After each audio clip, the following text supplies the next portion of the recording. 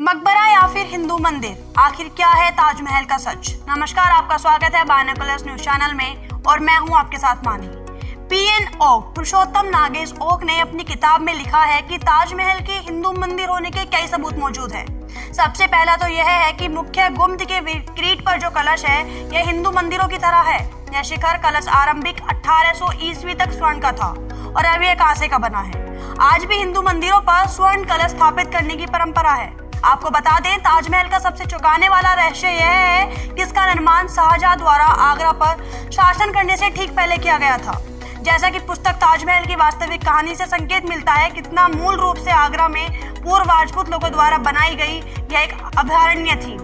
यमुना नदी के किनारे सफेद पत्थरों से निर्मित अलौकिक सुंदरता की तस्वीर ताजमहल ने केवल भारत में बल्कि पूरे विश्व में अपनी पहचान बना चुका है। ताजमहल का सबसे चौंकाने वाला रहस्य यह है कि इसका निर्माण शाहजहां द्वारा आगरा पर शासन करने से ठीक पहले किया गया था।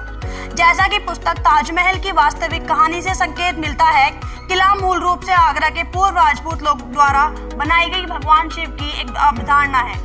यमुना नदी के किनारे सफेद पत्थरों से निर्मित अलौकिक सुंदरता की तस्वीर ताजमहल न केवल भारत में बल्कि पूरे विश्व में अपनी पहचान बना चुका है। शाहजहां मुमताज के प्रेम की दास्तां के दर्शाता भव्य ताजमहल सुंदरता का अद्भुत नमूना है। ताजमहल को दुनिया के 7 आश्चर्यों में शामिल किया गया है।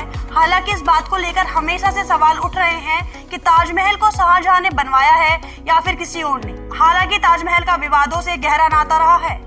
यह सब शुरू से हुआ जब उत्तर प्रदेश सरकार ने एक पर्यटन पुस्तिका जारी की, जिसमें राज्य के प्रमुख पर्यटक आकर्षण थे, लेकिन विश्व प्रसिद्ध ताजमहलों को इसमें शामिल करने में विफल रहे। विवाद और बढ़ गया जब भाजपा नेता संगीत सोम ने कहा कि मकबरा भारतीय संस्कृति पर एक धब्बा है। भाजपा के सांसद विनय कटियार ने दावा किया कि इस स्मारक ताजमहल को एक प्राचीन हिंदू मंदिर तेजो महालय नामक मंदिर पर बनाया गया था। इसके असली निर्माता पर अधिक जानकारी प्राप्त करने के लिए आरटीआई कार्यकर्ता संतोष एएस ने एक आरटीआई अर्जी लगाई, जिसमें भारत के पुरातत्व सर्वेक्षण ने उत्तर दिया कि कोई भी वैज्ञानिक यह नहीं कह रहा है कि ताजमहल निर्माण शाहजहां द्वारा किया गया था। क्या ताजमहल का निर्माण वास्तव में शाहजहां द्वारा किया गया था? यहाँ ध्यान दिया जाना चाहिए कि 26 मार्च 2015 को आगरा के 6 वकीलों ने जिला अदालत में एक याचिका दायर की, दावा करते हुए कि ताजमहल एक शिव मंदिर था जो कि तेजो महालय के नाम से जाना जाता है और हिंदुओं को पूजा के लिए अपने परिसर में प्रवेश करने की अनुमति देनी चाहिए। वकील हरिशंकर जैन ने दावा किया कि 1212 ईस्वी में राजा परमर्दी देव ने तेजो महालय मंदिर महल का निर्माण किया था, जो वर्तमान में आम भाषा में ताजमहल के रूप से जाना जाता है। इस विषय पर केंद्रीय सूचना आयोग CIC ने सरकार से पूछा कि ताजमहल शाहजहां का बनाया हुआ मकबरा है या राजपूत राजा की ओर से मुगल बादशाह के तोहफे में दिया गया प्राचीन शिव मंदिर। इतिहास का ये सवाल सूचना के लिए अधिकार के तहत केंद्रीय सूचना आयोग के समक्ष पहुंचा और अब सूचना आयोग ने भारत के संस्कृति मंत्रालय में इस संबंध में जवाब मांगा है। इस मामले में देश भर की कई अदालतों में याचिका भी दाखिल की गई। सुप्रीम कोर्ट में भी इसको लेकर याचिका दायर की गई, जिसके खारिज कर दिया गया था। सूचना आयुक्त श्रीधर आचार्य ने हालिया आदेश में कहा कि मंत्रालय को इस मुद्दे पर विवाद खत्म करना चाहिए और सफेद संगमरमर से बने इस ऐतिहासिक मकबरे के बारे में संदेह दूर करना चाहिए। हिंदू मंदिर प्राय नदी या समुद्र तट पर बनाए जाते हैं। ताज भी यमुना नदी के तट पर बना है, जो कि शिव मंदिर के लिए एक उपयुक्त स्थान है। शिव मंदिर में एक मंजिल के ऊपर एक और मंजिल में 2 शिवलिंग स्थापित करने की हिंदुओं को रिवाज था, जैसा कि उज्जैन के महाकालेश्वर मंदिर में, सोमनाथ मंदिर में देखा जा सकता है। कुछ ऐसा ही ताजमहल में एक कब्र तहखाने में एक कब्र उसके ऊपर की मंजिल के कक्ष में है। जिन संगमरमर के पत्थरों पर कुरान की आयतें लिखी हुई हैं, उनके रंग में पीलापन है, जबकि शेष पत्थर ऊंची गुणवत्ता वाले शुभ रंग के हैं। यह इस बात का प्रमाण है कि कुरान की आयतें वाले पत्थर बाद में लगाए गए हैं। ताज के दक्षिण में एक प्राचीन पशुशाला है। वहां पर तेजो महालय की पालतू गायों को बांधा जाता था। मुस्लिम कब्र में गाय कोठा होना एक असंगत बात है और 4 एक समान प्रवेश द्वार है, जो हिंदू भवन निर्माण का एक विलक्षण तरीका है, जिसे कि चतुर्मुखी भवन कहा जाता है। ताजमहल में ध्वनि को गुंजाने वाले गुंबद हैं। हिंदू मंदिरों के लिए गूंज उत्पन्न करने वाले गुंबजों का होना अनिवार्य है। बौद्ध काल में इसी तरह के शिव मंदिर का अधिक निर्माण हुआ था। ताजमहल का गुंबद कमल की आकृति से अंतर्गत है और हजारों ऐसे हिंदू मंदिर हैं जो कि कमल की आकृति से अलंकृत हैं। ताजमहल के गुंबद में सैकड़ों लोहे के छल्ले लगे हुए हैं, जिस पर बहुत ही कम लोगों का ध्यान जा पाता है। इन छल्लों पर मिट्टी के अलंकृत दिए रखे जाते थे, जैसे कि संपूर्ण मंदिर आलोकमय हो जाता था। क्या इतिहासकारों ने यह भी माना है कि सुंदरता का यह बेहद नायाब नमूना ताजमहल या मकबरा न होकर शिव मंदिर है?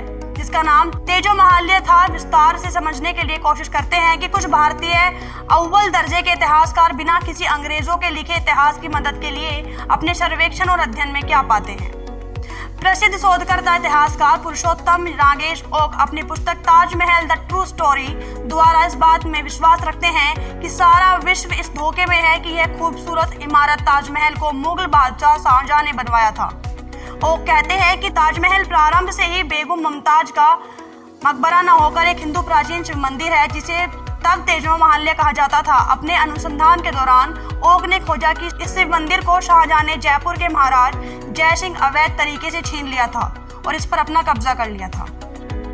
शाहजहां के दरबारी लेखक मुल्ला अब्दुल हमीद लोहारी ने अपने बादशाहनामा में मुगल शासक बादशाह का संपूर्ण वृत्तांत 1000 से ज्यादा पृष्ठों में लिखा है। आपको बता दें जिसके खंड 1 के पृष्ठ 402 और 403 पर इस बात का उल्लेख है कि शाहजहां की बेगम मुमताज उल जमानी जिसे मृत्यु के बाद बुरहानपुर मध्य प्रदेश में स्थायी तौर पर दफना दिया गया था और इसके 6 माह बाद तारीख 15 जमदी उल अव्वल दिन शुक्रवार को अकबराबाद आगरा लाया गया। उसे महाराजा जयसिंह से लिए गए आगरा में स्थित एक असाधारण रूप से सुंदर और शानदार भवन इमारतें आलीशान में पुनः दफनाया गया।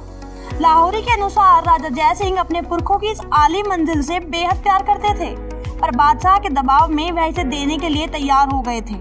इस बात की पुष्टि के लिए यहाँ यह बताना अत्यंत आवश्यक है कि जयपुर के पूर्व महाराज के गुप्त संग्रह में वे दोनों आदेश अभी तक रखे हुए हैं जो शाहजहां द्वारा ताज भवन समर्पित करने के लिए राजा जयसिंह को दिए गए थे।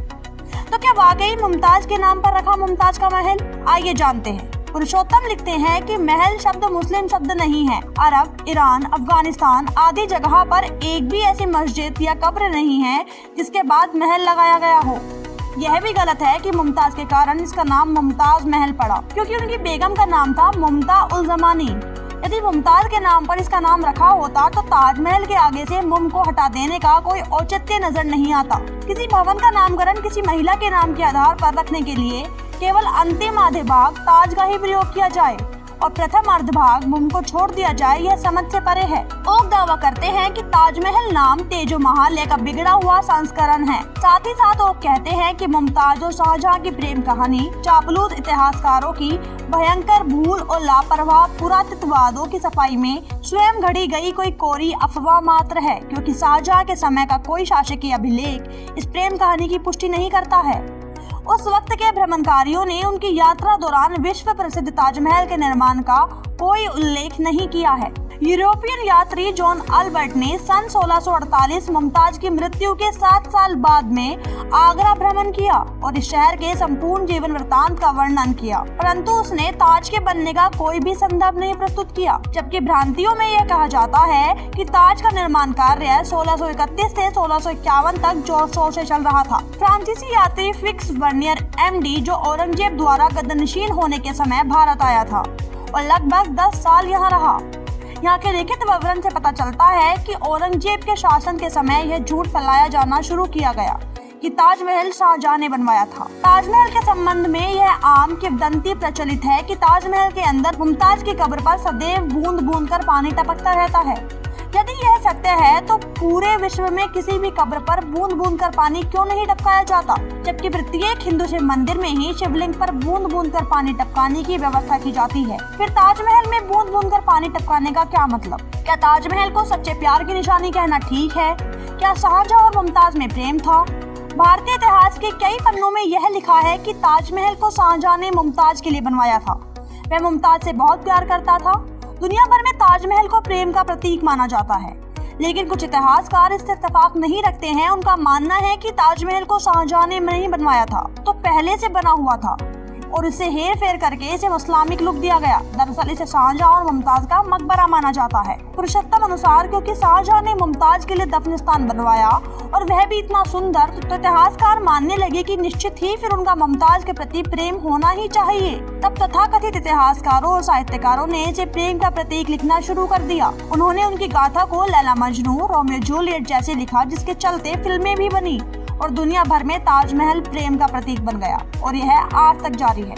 ताजमहल को अगर हटाकर देखा जाए तो ऐसी कोई भी ऐतिहासिक कहानी प्रचलित नहीं है जिसमें लैला मजनू जैसे शाहजहां और मुमताज की किस्से कहानी प्रसिद्ध हो। केवल ताजमहल का उल्लेख आने पर ही शाहजहां और मुमताज की प्रेम कहानी क्यों याद की जाती है? अगर इतना ही प्रेम था तो बाकियों की तरह उनकी भी प्रेम के किस्से इतिहास में होने चाहिए थे, जो कि कहीं भी देखने या पढ़ने को नहीं मिलते। आपको बता दें, मुमताज बादशाह की चौथी बीवी थी। मुमताज की सुंदरता को देखकर बादशाह ने उसके पति को मारकर उसे अपनी चौथी बीवी बनाया था। मुमताज ने कुल बादशाह के 14 बच्चों को जन्म दिया और वह अपने 14वें बच्चे के जन्म के समय उसकी मृत्यु हो गई। लेकिन इसके बाद जो किया उससे बादशाह शाहजहां और मुमताज के प्रेम की पोल खुलने लग जाती है। आपको बता दें, शाहजहां ने मुमताज के मरने के बाद उसकी बहन से शादी कर ली थी। अगर इतना ही प्रेम था तो उसे प्रेम के सहारे पूरा जीवन व्यतीत करना था, लेकिन ऐसा हुआ नहीं। तो इसमें प्यार कहाँ था? आप सोचिए कि जब मुमताज का इंतकाल 1631 में हुआ तो फिर कैसे उन्हें 1631 में ही ताजमहल में दफना दिया गया, जबकि ताजमहल तो 1632 में बनना शुरू हुआ था। यह सब मनगढ़ंत बातें हैं जो अंग्रेज और मुस्लिम इतिहासकारों ने 18वीं सदी में लिखी। वर्तमान पर ऐसे 700 चिन्ह खोजे गए हैं जो इस बात को दर्शाते हैं कि इसका रिकंस्ट्रक्शन किया गया है। इसकी मीनारें बहुत बाद के काल में निर्मित की गई हैं। वास्तुकला के विश्वकर्मा वास्तुशास्त्र नामक प्रसिद्ध ग्रंथ में शिवलिंगों में तेज लिंग का वर्णन आता है। ताजमहल में तेज लिंग प्रतिष्ठित था, इसलिए उसका नाम तेजोमहल पड़ा था। शाहजहां के समय यूरोपीय देश में आने वाले कई लोगों ने भवन का उल्लेख ताज-ए-महल के नाम से किया, जो कि शिव मंदिर वाले परंपरागत संस्कृत नाम तेजोमहल से मेल खाता है। इसके विरुद्ध शाहजहां और औरंगजेब ने बड़ी सावधानी के साथ संस्कृत से मेल खाते शब्द का कहीं पर भी प्रयोग न करते हुए उसके स्थान पर पवित्र मकबरा शब्द का ही प्रयोग किया है। ओक के अनुसार हुमायूं, अकबर, मुमताज, एतमादुल्ला और सफदरगंज जैसे सारे शाही और दरबारी लोगों को हिंदू महलों या मंदिरों में दफनाया गया है। इस बात को स्वीकारना ही होगा कि ताजमहल के पहले से बने ताज के भीतर मुमताज की लाश दफनाई गई, न कि लाश दफनाने के बाद उसके ऊपर ताज का निर्माण किया गया। ताजमहल तेजोमहल या मंदिर का वह गुप्त स्थान जिसमें छुपे हो सकते हैं सैकड़ों राज। ताजमहल अपनी उत्कृष्टता और वास्तुकला की सुंदरता के लिए माना जाता है। यह दुनिया के 7 अजूबों में से एक है। ताजमहल प्रेम स्नेह को दर्शाता है। कहा जाता है कि इसका निर्माण शाहजहां ने अपनी सबसे प्रिय पत्नी मुमताज के लिए करवाया था। ताजमहल की कई कहानियां हैं जो इसे बनाने के दौरान लगी कई व्यक्तियों के परिश्रम और समर्पण को दर्शाती हैं। बहरहाल ताजमहल को लेकर तरह तरह की अटकलें लगाई जा रही हैं। शाहजहां और मुमताज महल की भावुक रोमांटिक कहानी को इतिहास के कुछ विद्वान और विश्लेषक स्वीकार नहीं करते हैं। यहाँ हम आपको बताएंगे ताजमहल की अंतर्दृष्टि के पीछे कुछ रहस्य जो आपको चौंका देंगे। ये अंदरूनी तथ्य ताजमहल के सत्यापन योग्य नक्शन की जांच करते हैं।